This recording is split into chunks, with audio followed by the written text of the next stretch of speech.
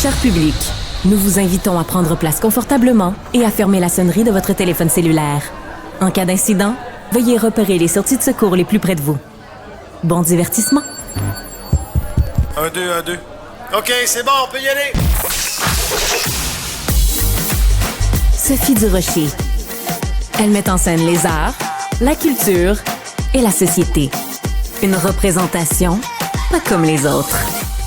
Sophie Durocher.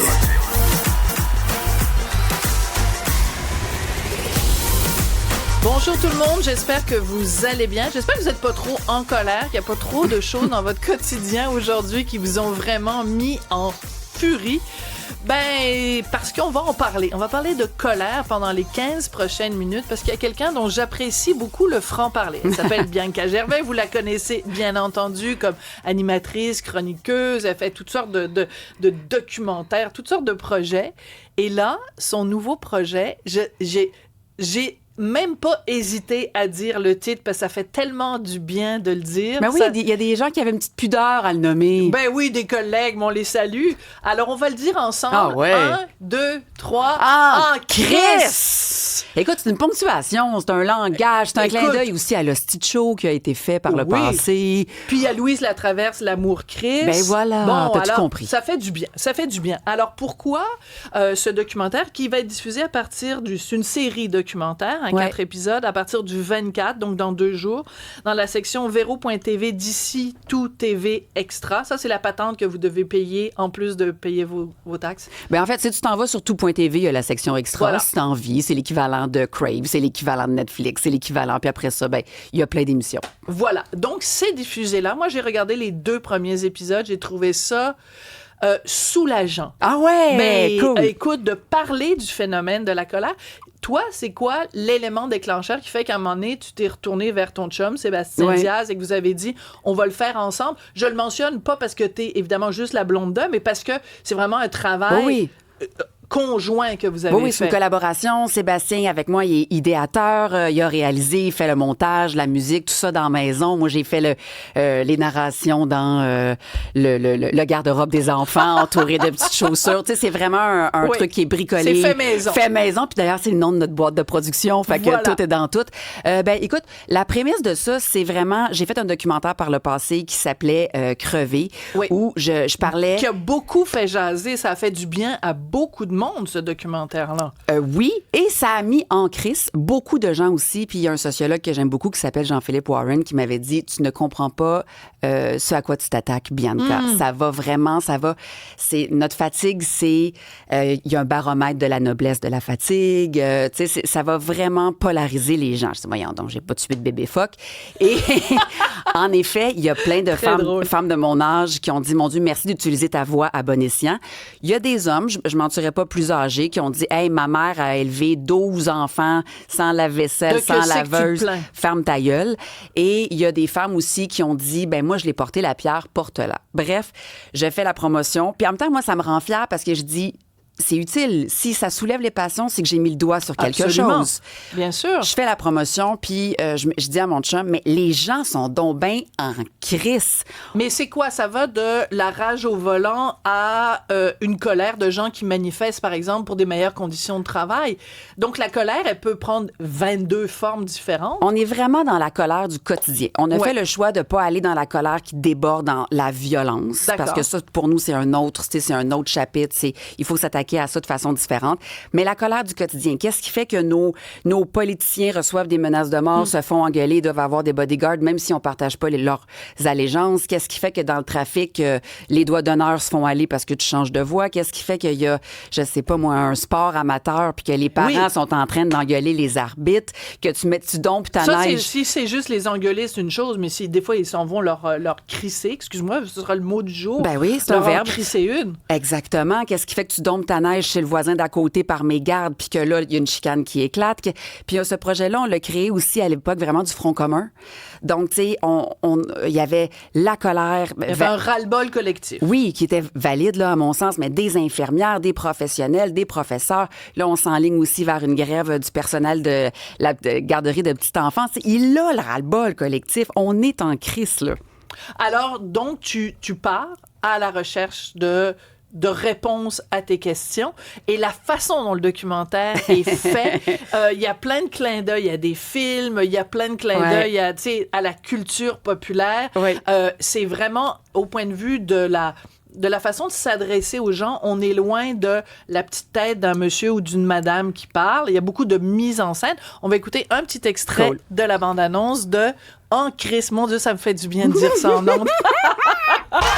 Simone de Beauvoir, Denise Bombardier, c'est des Karen. Si c'est des femmes qui mettent leurs pieds à terre, qui s'assument, ben oui. Mais les femmes qui sont mères ont toutes les raisons d'être enragées. On pourrait s'interroger pourquoi est-ce qu'il n'y a pas plus de femmes comme ça qui sont en colère. Fait que moi, Bianca Gervais, j'ai décidé d'en faire. Alors moi, je regardais les 2 premiers épisodes et toi, la question, c'est pourquoi il y a autant de gens qui sont en colère? Moi, ma réflexion, c'est pourquoi il y en a si peu.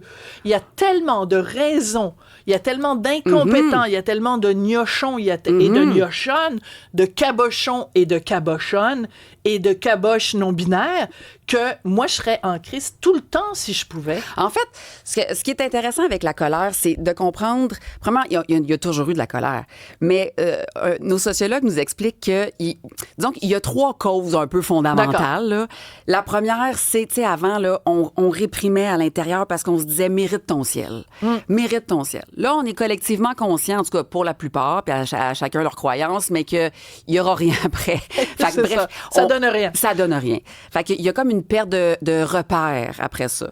Il y a une frustration collective de tout ce qu'on nous a promis, puis c'est sans doute ça qui te parle toi aussi, puis qu'on n'a pas. On nous a promis ben trop d'affaires. Tu sais, hey, Liberté 55, un système de santé qui fonctionne, des places en garderie. Un système d'éducation où les écoles tombent pas remplies de moisis avec des clandestins là, qui se font la guerre. C'est ça qu'on voulait. La base. Oui. Puis là, on se rend compte, comme société québécoise, que ce qu'on nous a promis, on n'a pas le tiers. On s'est fait prescrire un tout compris, puis finalement, on a payé, puis on n'a pas ça. Ouais. Fait que bref, ça crée une frustration. Puis l'autre lignée qui est intéressante, c'est on a une perte d'humanisation. Quand on est pogné dans le trafic, on n'arrive plus à projeter un visage sur la personne qui est en avant de nous. On voit un char, on voit un obstacle à notre productivité, mais il n'y a plus d'empathie parce que... Tu sais, avant, on vivait en village, là. Ton pâtissier, mettons, Régent, tu connaissais ce qu'il vivait, puis sa réalité Maintenant, familiale. on se fait livrer la nourriture. C'est même ça, c'est désincarné. Quelque chose d'aussi essentiel que se nourrir, c'est une boîte en carton. Puis la personne laisse la boîte en carton. Tu vois même pas le livreur. Elle sonne, puis elle c'est désincarné. Voilà. Tout est désincarné. Donc, c'est difficile de projeter de l'empathie dans une société comme ça. Fait que ce seraient les 3 piliers. Après, la colère, est-ce qu'elle se vit différemment chez les hommes et les femmes? Bon, alors ça, c'est l'épisode qui, moi, m'a complètement fait capoter. Là, il faut que je me tourne vers mon ordinateur parce que j'avais pris plein de notes. Je me doutais bien que ce serait ton épisode préféré. Fait que là, évidemment, là, je suis en crise contre mon ordinateur parce que j'arrive pas à retrouver le texte. Attends, ça s'appelle « En crise Bianca ». J'aime ça. C'est comme ça que je l'ai appelé. Les femmes, la perception de la colère est pas du tout la même. Moi, je suis mariée avec un homme en colère, Richard, et quand Richard pète une coche, les gens vont dire, ben oui, c'est Richard Martineau, il a le droit de péter une coche. Si moi, je pète une coche, je tiens les mêmes propos quasiment mot à mot que Richard. Mais je suis une femme assez donc vilain. Elle est donc hystérique, la Durocher. Puis on va utiliser le mot en F. Ben, parce que c'est de la folie, la folle. Elle est folle. Ben oui, voilà. Elle est folle. Donc, tu mets le doigt sur le bobo parce que tous tes intervenants disent ça, que la colère est... Il y a un double standard. Et il y a un sociologue qui dit, ben, c'est parce que l'image de la femme, c'est elle qui donne la vie, donc elle doit forcément être la personne nourricière, la personne fine. On va-tu s'en débarrasser de cette biologie-là à un moment donné? Je sais pas. Puis j'ai l'impression qu'encore autour d'une table, d'un bureau, d'un meeting, la femme, pour faire entendre sa colère et la faire valider, doit être 2 fois plus en colère que l'homme.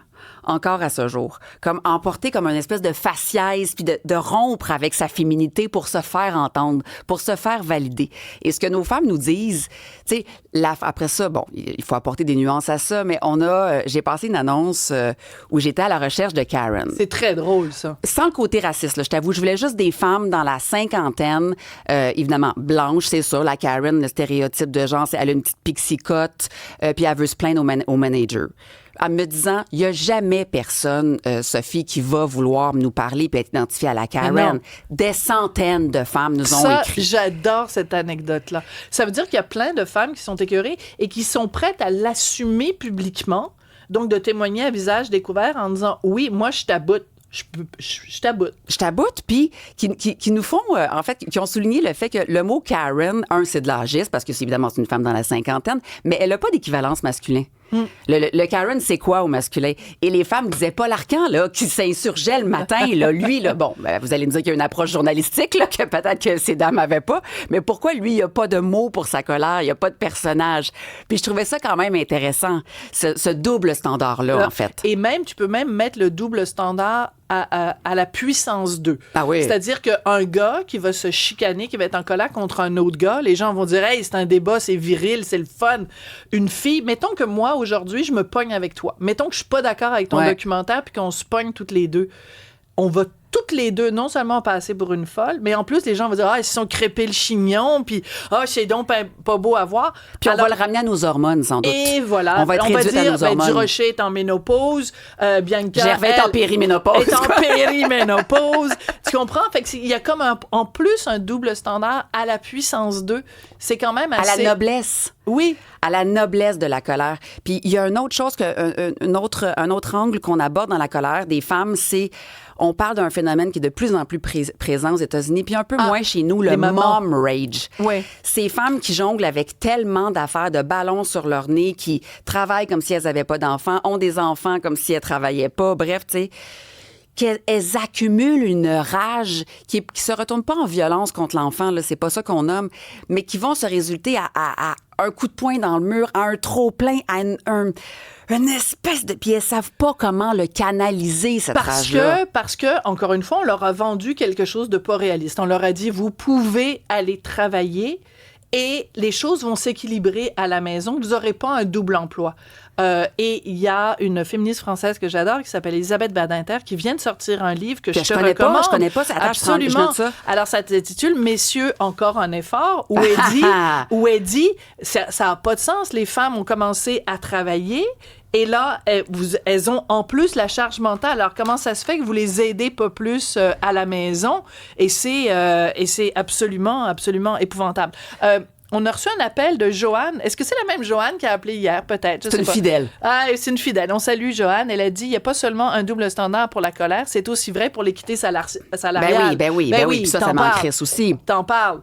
Mais je le vois vraiment. Puis en même temps, c'est intéressant parce que l'épisode 3 est sur la colère des hommes. Oui. Fait que là, comment on aborde? On dit aux femmes, rajoutez une bûche. On veut valider votre colère. Et on dit aux hommes, fâchez-vous autrement. Parce que enlever une bûche. Parce que quand un homme est en colère, on va automatiquement souvent en avoir peur puis l'associer à une violence. J'ai été dans l'épisode 3 puis c'était un de mes bouts préférés en fait. Là. Il y a le centre de ressources pour hommes à Montréal où les hommes se rendent là pas s'ils ont un bagage violent. Là, au contraire, là, c'est volontaire. C'est en prévention. C'est en prévention. Puis il y a un exercice qui était génial où ils font des scénettes. Je fais le personnage, mettons, Mathieu arrive. Puis déjà, je me suis rendu compte que Mathieu, dans la vie, mettons, va être moins outillé pour exprimer sa colère, souvent que toi et moi, on a fait une introspection, on est allé chercher des outils. Mais là, Mathieu va expliquer que, je sais pas, je nomme n'importe quoi, il est allé chez Best Buy, puis il voulait retourner son affaire, puis il avait la grosse boîte, puis là, il s'est fait chier, il pouvait pas le retourner, il faut qu'il aille à tel endroit, puis... Fait qu'il raconte ça. Et au centre de ressources pour hommes, ils font des scénettes. Alors, ils reproduisent la frustration de Mathieu pour dire comment t'aurais pu la dealer autrement. Quel mot t'aurais pu utiliser. Puis là, les gars commentent entre eux. Ben moi, je te valide là-dedans. C'est passionnant. C'est génial. Fait que là, moi, l'actrice, tu comprends, j'ai fait, hey, je peux-tu jumper avec vous autres? Je peux-tu la faire, ces simulations-là de colère? Bon, là, j'ai eu du plaisir. Mais je me suis rendu compte que si on offrait, ne serait-ce que cet outillage-là, au primaire, au secondaire, dans les milieux de travail, comment être en crise de façon adéquate, là, comment ne pas aller dans l'attaque personnelle, mais rester dans le nœud du problème, tout en haussant la voix, ben oui. Ben on s'en sortirait mieux comme société parce que là, on a peur de la colère. Parce que la colère seule, on en a peur. La colère de gang, c'est noble parce que la colère fait bouger les choses. Ouais, voilà. Donc, un documentaire passionnant. En tout cas, les 2 premiers épisodes que j'ai vus, absolument passionnants. Donc, après Crever en crise, la prochaine fois, ça va être quoi? Ça va être...